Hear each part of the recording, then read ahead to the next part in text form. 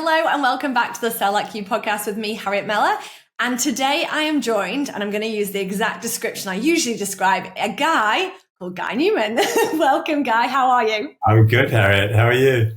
I'm good, thank you. I was just saying off air before we hit record about how I usually introduce Guy, and it's a double Guy in a sentence. So, great opportunity to keep that consistency there.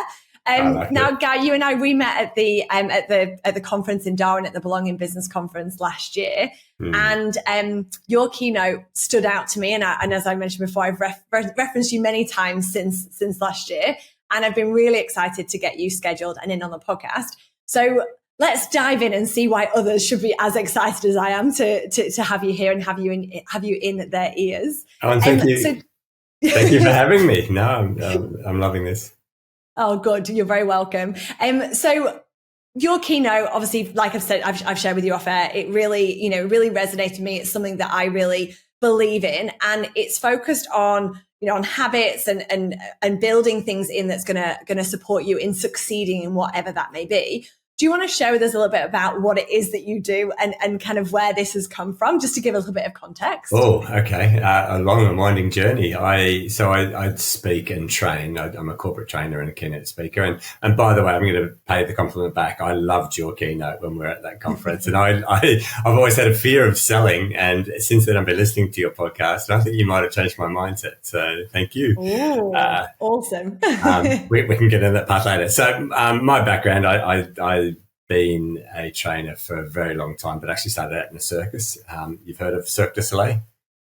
Yes. It wasn't that one. That's my standard joke. I've told that joke for 30 years, and even people who've heard it twice still don't laugh. But I then went on and played sport, and then after sport became a professional development trainer. So I do a lot of keynote speaking and development work, training in the area of personal development. So a whole range of different workshops, up to, I think we're about 25 different workshops at the moment. Wow. Wow. And so what got you into that professional development circus, skip into professional development? How did the two connect? Well, I've always been a trainer. So when I was in the circus, it was a circus called the Flying Fruit Fly Circus. It's based here in Australia, in Albury, Wodonga. And when I was 15, they asked me to be a trainer and teach the other kids. And when they chose me because they thought I was mature. I was just very shy. But I fell in love with training, and I guess I found the thing in my life that really gives me energy, and that is to help other people learn stuff. I love learning myself, and I love passing on that knowledge. And so, I was given some great advice early on in life: find what you love doing, make it your job, or decide to love what you do. And I happen to have both. So I love helping and passing on stuff that I've learned. Yeah. And I love that. I think that's going to be a pearl of wisdom that I'm sure will stick with many, is that, find what you love and do it, or learn to love what it is that you do. And I think, obviously, mindset is part of what you do, and it's part of our everyday lives.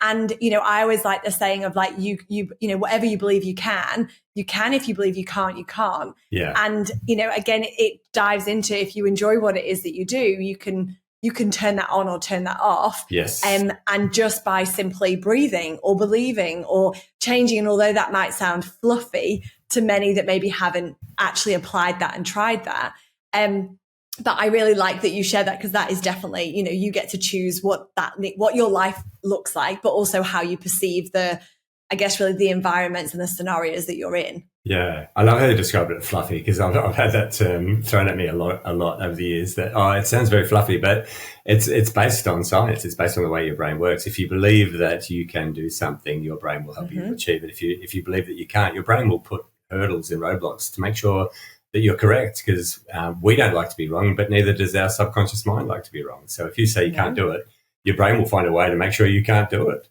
And so, it does sound very fluffy, but it's based on actual fact. No fluff. No fluff here. Yeah, exactly. Yeah. No fluff here.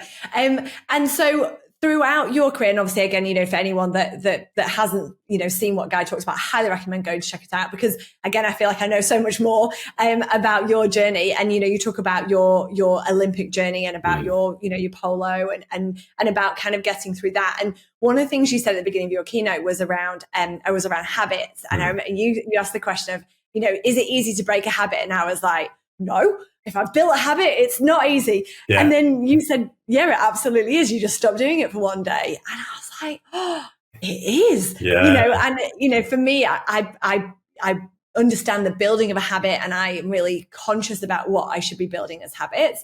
But then I never think about the fact that they're so easy to break. And so should we maybe start there in terms of what is a habit? How do we build one? But also, why is it so important to be aware of how quickly we can break that habit? Yeah. Oh, I'm glad you asked. I'm in the middle of writing a book about this, because we've all been told that breaking habits is hard. I think we've been lied to our whole lives. It's not hard to break a habit. It's just easier not to. It's not a choice between easy and hard. It's a choice between easy and easier. So climbing Mount Everest, that's hard. Lifting 500 kilograms in a deadlift, that's hard. We're going to reserve the word hard for things that are actually hard. Breaking a habit is easy. You just simply find the trigger that causes the habit, replace it with a new behavior, and repeat that until you're no longer thinking about it. So, for example, if you want to get fit, the story that we were talking about earlier, if you want to get fit, get out of bed in the morning, do one sit-up, one squat, one push-up, just one, and then open your front door and run for 10 meters and then walk for 20 minutes. Anyone could do that. No, not anyone, but the majority of people could do that. And then the next day, do 2 and just slowly increase it until eventually you're fit and healthy. Because if you look at changing a habit, it's really a matter of doing lots of little things, not massive things. And yeah, anyway, I could talk about this topic forever, but essentially we've been told by the industry, our industry, the professional development industry, that breaking habits is hard. I completely disagree, because if you think it's going to be hard, your brain will make it hard and give you excuses all along the way. But if you say to yourself, well, I can do small, easy things, that small, easy thing is you changing a habit.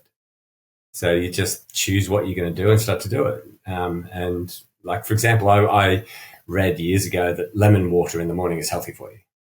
So I just, every night when I was going to bed, I'd stick a lemon on the bench with a knife next to it. When I woke up, I saw the lemon, I saw the knife. I thought, oh, okay, I'm drinking lemon water this morning. Lemon water. How hard is that? How hard is that? Or I want to stop watching as many TikToks as what I was watching during lockdown. It's a funny story. My mate rang me up and said, Guy, you should get on TikTok. And what he was actually saying to me is, Guy, you should record some of your content and put it on TikTok and teach other people. What I heard is, you should watch TikToks. So yes. I started watching TikToks, and then 2 days later, I'm addicted. I've got the dopamine hits of every time I'm swiping. And then three days later, I realized I was watching a TikTok, and it went from, I don't know if you are into social media. I try not to be now, because I realize how addictive they are. But they changed the algorithm from 30-second videos to one-minute videos. I remember the first video I was watching that went beyond 30 seconds, my brain went, ugh, as if to say, why haven't you swiped yet onto the next video? Going. So this technology that, is pervasive, I'd become addicted in 3 days. And so I realized I'd formed a habit in a very small amount of time that once I was on TikTok, I'd just keep scrolling.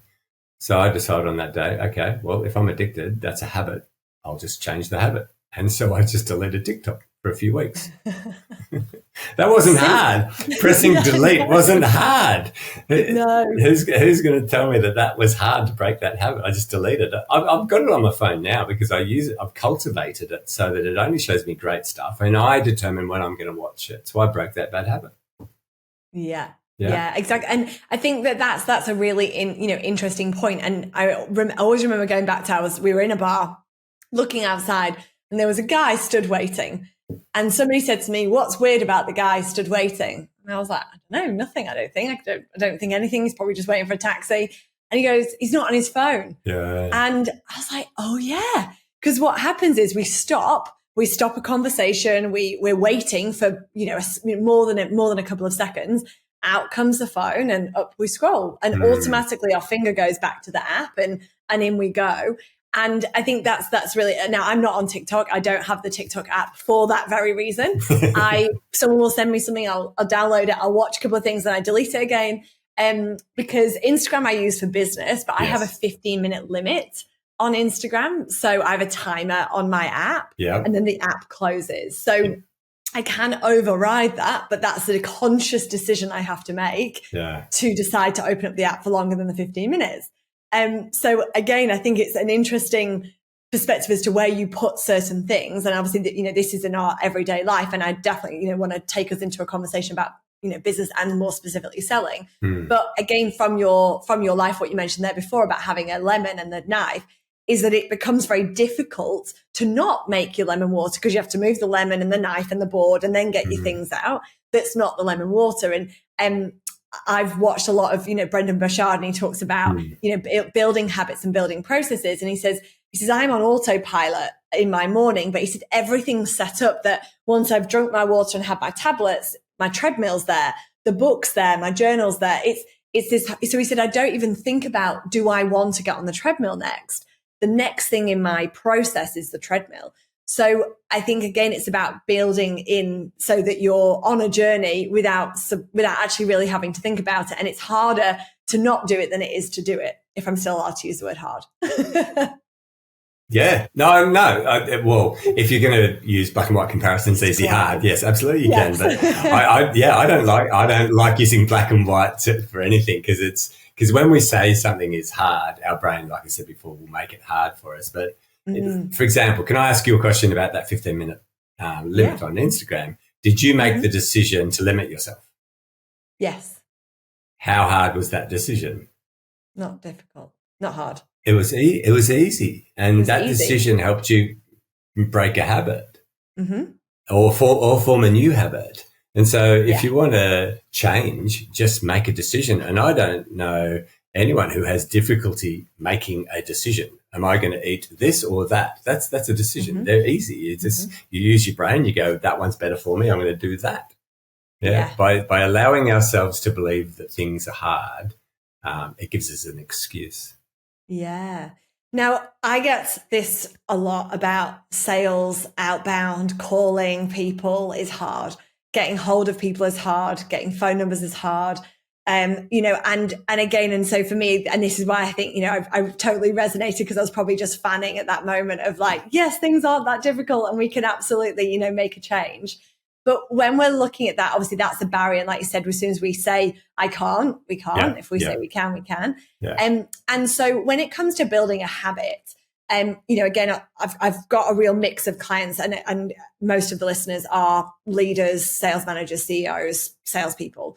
So some of these are like, no, I can do it and I want to do it, but how do I get better? How do I maybe break a habit of maybe not asking enough questions at the beginning and go straight into my pitch? How do I then, the other side of it is how do I get into a process or into a habit or start somewhere small? And I guess really coming back to your one sit up, one push up, how would you go about kind of navigating that from that business perspective that this is in our everyday lives, this is the job that we do, about navigating building habits, but also maybe choosing something that feels quite difficult right now and we need to do a bit more than mindset? Yeah. Well, I want to talk about the word difficult. So I prefer to use the word challenging because we like to overcome challenges and we avoid things that we see as difficult. So I prefer to call it a challenge.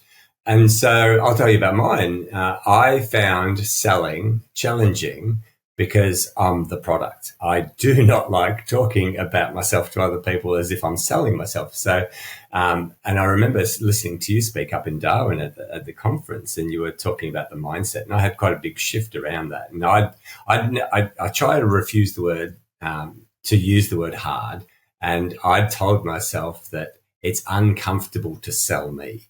And so it's not the word hard, but I'm replacing it with a word that's uncomfortable. Now it's about emotional regulation rather than breaking a habit. I had to change my emotions because my emotions were connected to the uncomfortableness, if that's even a word, of selling me because I'm the product in my situation. But using your point, if I plan at 10 o'clock, I'm going to be ringing this person, I'm going to be asking these 5 questions.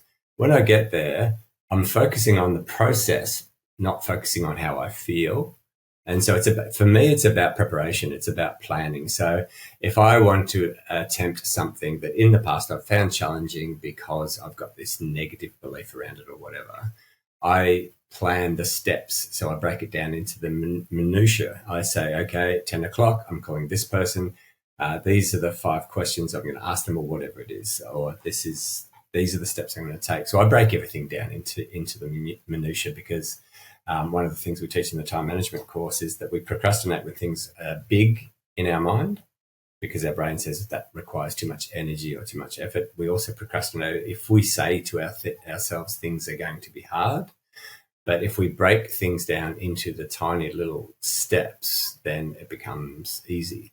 So I'll give you an example of this. I bought a house many years ago, and the people who had sold it had renovated it to sell, not to live in themselves. And so they took shortcuts everywhere.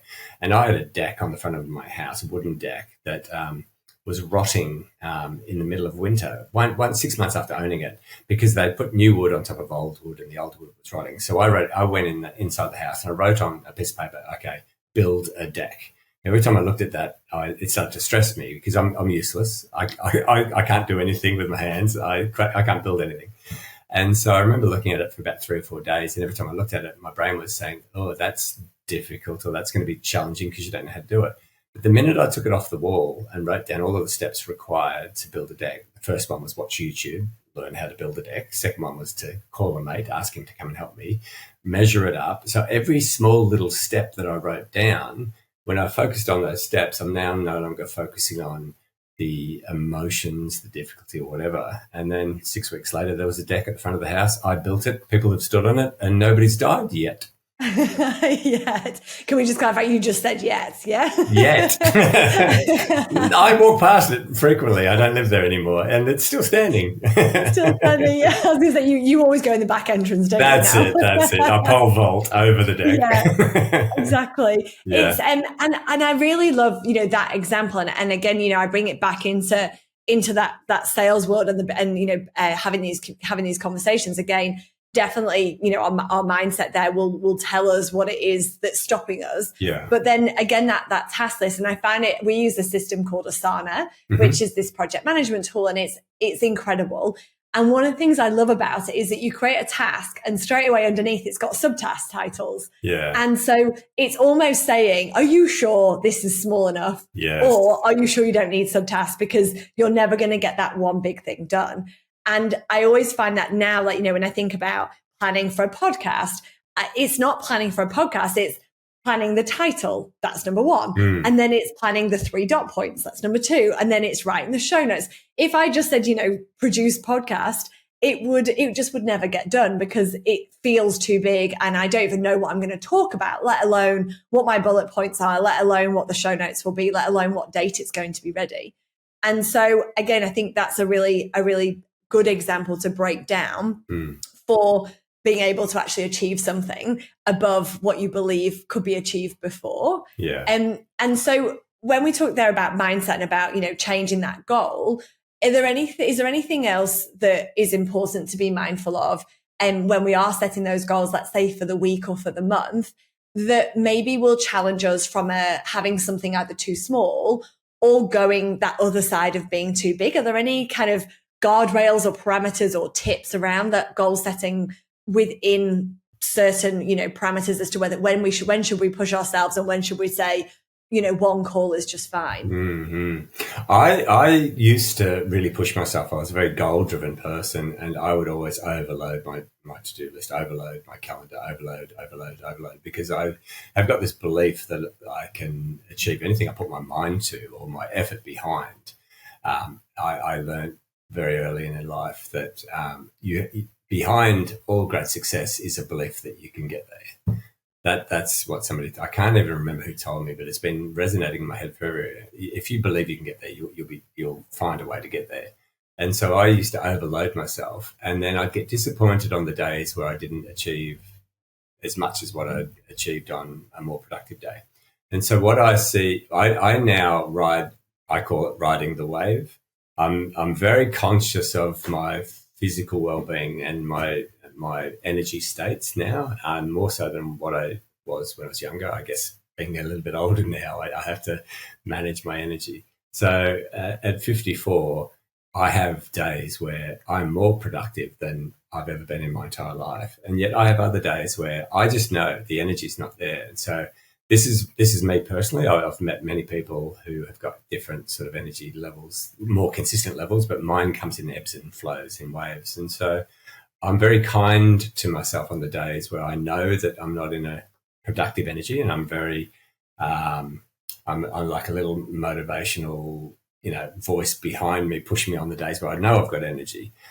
So that's one aspect of that. The second aspect is that before I start any endeavor, any task, any project, any whatever it is, I don't just plan out what are the first few steps. I try and break down every step that will be required on the journey if I can know it in advance.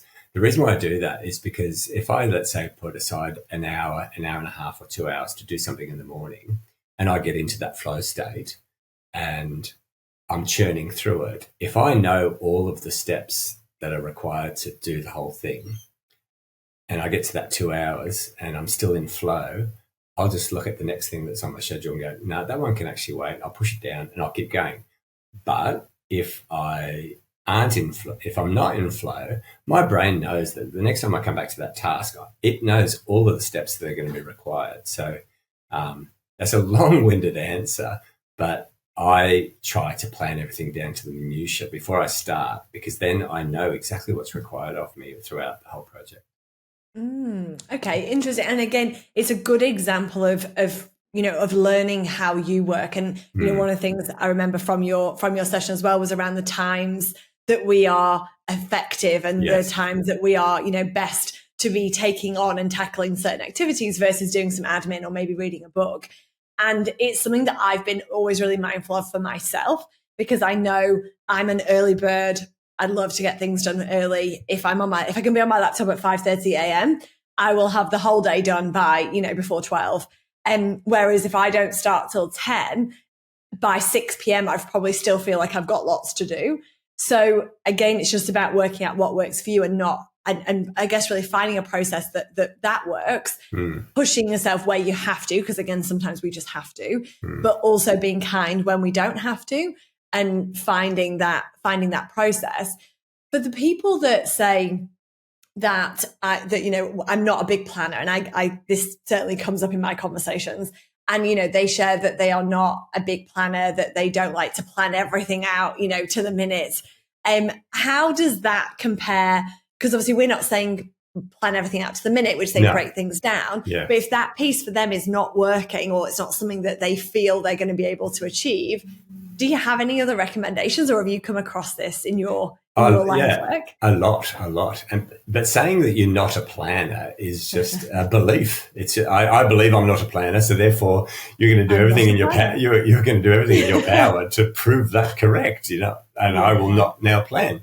I haven't met a single person that I've coached that can't sit down and just make a rough plan. That doesn't mean that they have to work to that plan, but knowing in advance what you're going to do is a very useful way of making sure that your to-do list doesn't whack you in the back of the head constantly. So have you ever had this experience? You're at home of an evening, or it's a weekend, and all of a sudden your brain goes, oh, don't forget to do that on Monday. Have you had that experience? Yeah. Yep. It's because you've got something that's hanging over you, generally on a to-do list, that in your subconscious mind is danger. Because if you don't do it, there's some sort of consequence. Our brain is constantly searching for the danger in our life. So if we've got something on a to-do list, because our brain used to find real danger, like lions and tigers and marauding tribes. Now it's, I've got to send a report, or I've got to finish off this email. So we're not in physical danger anymore, but our brain doesn't know that. So it's looking for the danger in our lives, and our danger is often on our to-do list. And if we haven't done something, every now and then your brain will go, hey, don't forget about this, because it's trying to remind you of the danger in your life, right? But if you put that thing that you have to do at, let's say, 10 o'clock next Tuesday, and you stick it in your diary, your brain now thinks that it's already been done, because your subconscious mind thinks it's been done on Tuesday at 10 o'clock next week, which it doesn't recognize current time, future time, past time. And so it kind of gets it out of this part of your brain that needs to keep reminding you of you, which then the cognitive load comes off your brain. So people who tell me I'm not a planner, when I sit down and I actually force them to plan, I say, okay, click on that, type that in, do that. And then I check with them at the end of the week and I say, okay, how do you feel? They say, I felt better this week. I felt more in control. Yeah, it's because they've dumped out of their brain, out of their subconscious mind, all the things that they've got to get done, and they've created some sort of system. That doesn't mean that plan has to happen exactly as is, but without a plan, your brain has to now do a whole heap of cognitive work in the background that it doesn't need to do. Anyway, I don't believe that there's a person who can't plan. Yes, they've got a dislike for it. They've got an aversion to it. They're more of a, hey, I like to be spontaneous. But the more planned you are, the more spontaneous you can be. I agree. So I fully agree with this. I had this conversation with a friend on the phone just earlier. And I'm a planner. I am the planner of the group. And so they're like, Harriet, where are we going? What are we doing? I like to find different things and I like knowing kind of what's coming. So have I got enough breaks in? Do I have enough holidays in for the year? So on and so forth. And that's how I like to run. But I also do like the spontaneous side, which I then can do because I know that everything's under control, that all of my tasks are in a line, that if somebody rings me in 20 minutes and says, do you want to go for a wine? Definitely. A walk? Sure. I can make that decision because I know that things are at play and we're in. But I also then know then if I've got things to do and I've committed to doing something, or if I've got to finish something, I'm also going to feel so much better when I've finished it and I'll join you later, or I'll just skip it for this one. And I think that's a really interesting perspective that you've shared there in terms of the fact that your planning allows you to be spontaneous. If you like being spontaneous, maybe try and plan more.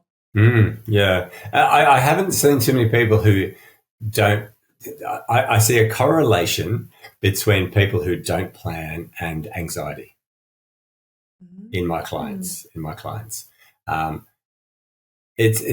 of the biggest stresses to humans is feeling out of control. Some people don't want to be completely in control, and that's fine. They like to just wing it. But in the background of their mind, if there's things that they have to do that they haven't planned, those things will come forward and start nagging at their attention, which causes anxiety because it's about something that's going to or needs to happen in the future. So I've seen there's a bit of a correlation. So if you do want to reduce your anxiety levels, do a little bit of planning and then go off and be spontaneous in the time that you've got left over. Yeah, exactly. And, again, it's about finding, and I guess really, what I hope with the podcast, with anything that I share, or anything that the guests share, is take something from it and apply one thing. If you found it interesting or you want to challenge the process, take something, apply it, give yourself 30 days and see if it supports you. See if you can change your state, see if you can change the outcome of what you're putting in, because what you put in, you get out. Yeah. The same way, if you believe you can, you can. If you believe you can't, it more than likely won't happen. And I think that last bit you said is the most important. It's about the mindset, because we self-sabotage to create the reality that we've told ourselves. So if we say to ourselves, look, I'm not a planner. When you start to try and plan, you will self-sabotage. You will actively try and fail without knowing it to prove yourself right. Because we don't like to be wrong. Just be conscious of what you're telling yourself. I'm not a planner. Anybody can open up a calendar and put an appointment in their diary. That is planning. How can anyone say I'm not a planner? You're saying I have an aversion to it because I don't like it. I don't feel like doing it. It's not that you can't do it or that you're not a planner. Yeah. You've got this self-belief. But by the way, if you are somebody who says, I'm not a planner, and your life is swimmingly brilliant, don't plan. Continue doing what you're doing. But if your life isn't where you want it to be, look at your mindset and your beliefs and your internal dialogue, and then just check what's not in congruence with what you want out of life.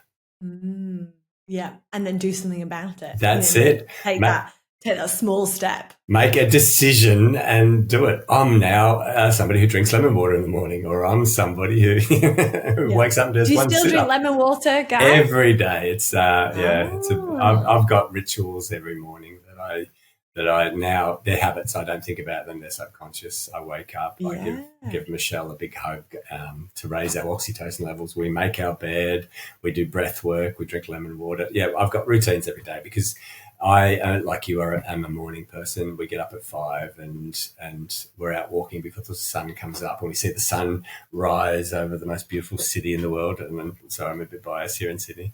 He's in Sydney, everybody. And by the time, I've got most of my stuff done, people are just getting out of bed. That's where my energy levels are high. So, yeah, I've got lots of routines that are now habits. Yeah. And because I was like looking at the clock at, like 9:30 a.m. and being like, I've achieved so much. Yeah. And, it feels like there's still so much in the day ahead to be able to make the most of it. And, coming back round for the planning side of it, is that something I often see, and I always find this quite interesting, is that people will put something in their diary, which may be recurring. It might be a Tuesday morning business development session. It might be about calling people. And what happens then is that I look at that with them and I say, how was your BD session on Tuesday? And they say, it didn't happen. So the client wanted a meeting and then I had someone else and I had to get a quote out. So I'll do it next week. And then the next week comes and nothing happens again because it's been in the diary for so long with neglect to, owning and the emphasis on the actual reason why the meeting's in there and why that time's been set aside. And so I always liken that back to, if I was in a meeting with you in a room and you had an hour allocated, would you come in and say, oh, hi, Harriet, thanks so much for coming in, but I actually have to get a quote out for another client, I'll have to reschedule. And so we don't think of it in the same way. Do you come across that as well? Like, is that something that you're navigating? Yeah, all the time. I personally don't. I'm lucky. I've been teaching time management for a long time, 30 years. And one of the things I show people, the reason why that's happening is because they're focusing on the wrong thing. So there's a very big difference between urgency and importance. The things that take up most of people's energy during the day are things that they perceive to be urgent. And regrettably, they're not focusing on the things that aren't urgent but are more important. So this is a very old concept in time management. We've known this for decades and decades and decades, but it still surprises me that people don't understand the difference between urgency and importance. So the example I give, I think I did it at the keynote that you were at. So it's the start of the semester, you get given the assignment. How important is that assignment? And 99% of people say, oh, it's not very important at the start of the semester. At the end of the semester, when it's due, how important is it? And everyone goes, oh, it's very important. I go, well, no, it's important the whole way through the semester. It might be worth 80% of your marks. At the start of the semester, it wasn't urgent. And at the end of the semester, it's urgent. So urgency and importance are very, very different things. And the thing I teach people to overcome that, the example you just said, that they put a recurring appointment to do business development and then they don't do it, it's because they're looking at it going, oh, that's not important. Or sorry, that they're saying that's not urgent. And then they're convincing themselves that it's not important at the moment, right? So yes, it might not be urgent, but it is very, very important to do business development. So I always get people to ask this question. Instead of saying, what's the impact if I don't do it? What's the impact if I never do it? So what that does is it takes time out of the equation. So if we're looking at this business development appointment that we've got in our diary and we get to it and we're going, oh, I'll go off and do this, or I'll go off and do something else, because that's not urgent. Well, yeah, of course it's not urgent, but it's probably more important than the majority of all of the other tasks that you're going to do instead of it. And so if people get into the habit of asking themselves this question, what's the impact if I never do it? And compare the answer to that question to what's the impact if I don't do the other task, now you're getting a real understanding of priorities. Most people prioritize purely based on urgency, and what they welcome into their life is just stress because they're always working on urgent, stressful things. What we should be doing is we should be asking ourselves, instead of how urgent is it, what's the impact if I never do it, which is a measurement of importance. So I'll give you an example. What's the impact if you never eat healthy? Yeah, obesity, and earlier death. How urgent is it to eat healthy?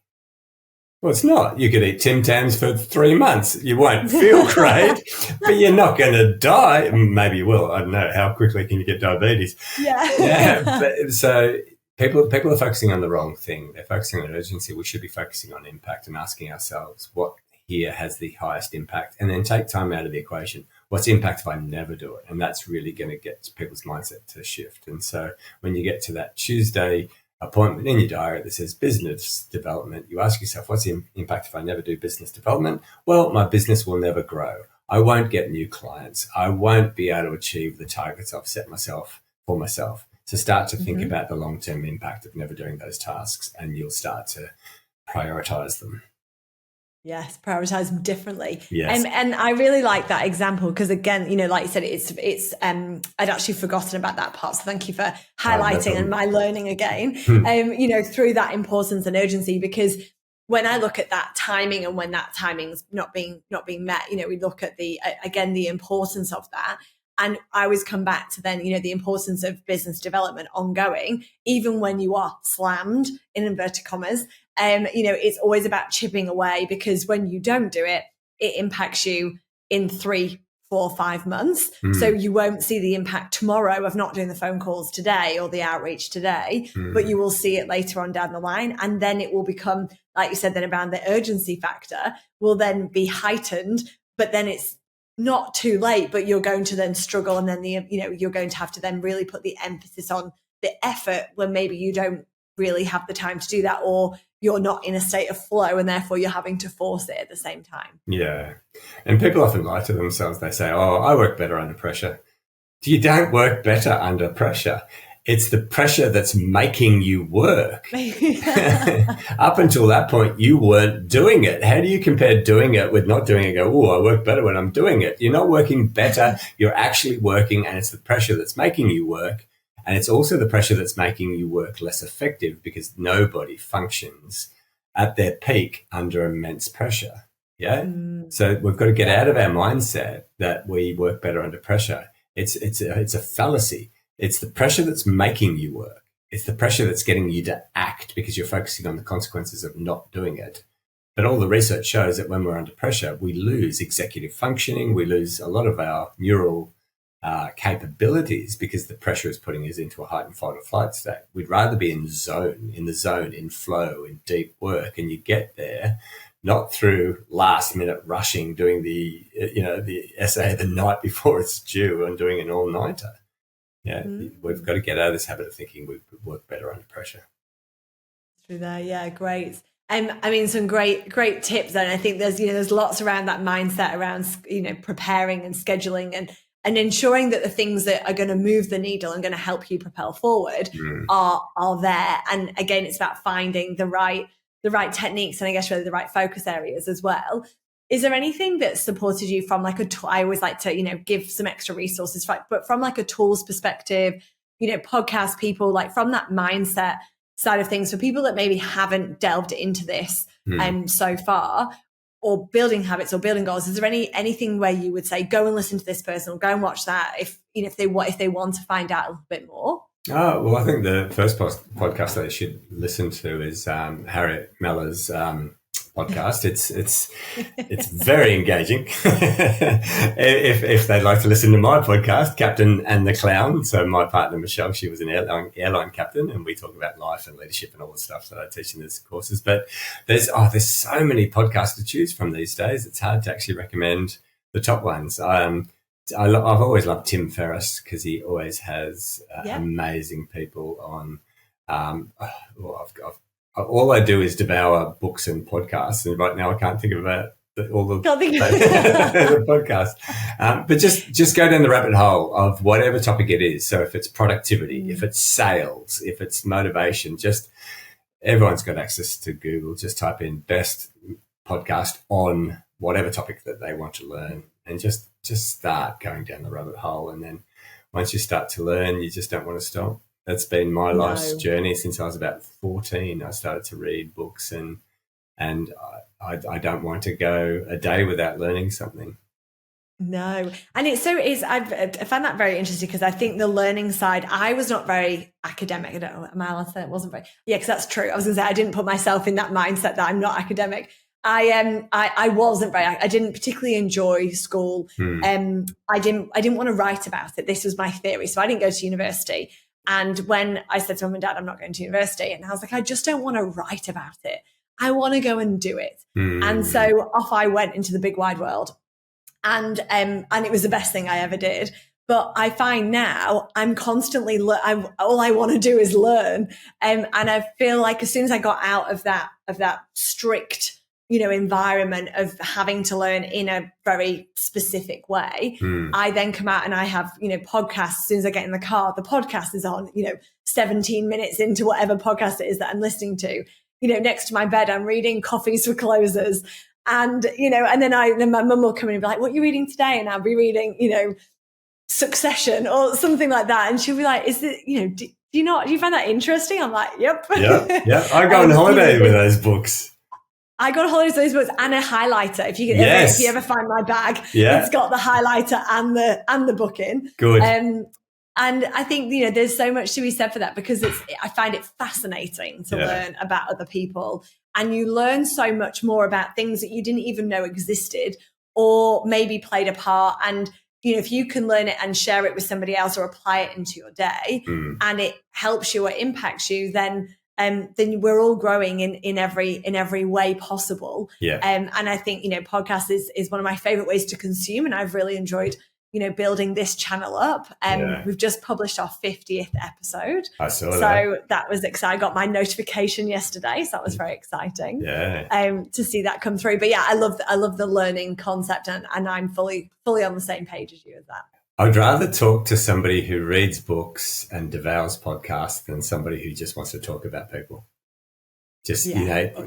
So I've culled my life to find those people who've got a similar passion to me, and that is learning and in sharing that knowledge. And people like yourself who we go on holiday with a highlighter. That is hilarious. I do the same thing. Yeah, they're my people. yeah. Well, we're sure. only here for a short journey, so we may as well learn as much as we can. And I find the people who invest in their own education are the most successful. If you're constantly learning and growing and developing, you will be successful in whatever endeavor you put your energy into. Yeah. Yeah, absolutely. Well, I think that's a great place to end. So thank you so much for being here and sharing your wisdom. And I will be sure to include your details in the show notes for anybody who wants to connect with you, check out your podcast and find out a little bit more about the work that you're doing. And I hope that for those listening that you're able to take away something from today's episode. Maybe let Guy and I know what you took away. Was it mindset? Was it goal setting? Was it breaking something down? And was it changing, your perception of whether you can or whether you can't? But thank you, Guy, for joining me. And I wish you a wonderful year ahead. Thank you, Harriet. And please keep doing what you're doing because you're doing an amazing job. Thank you.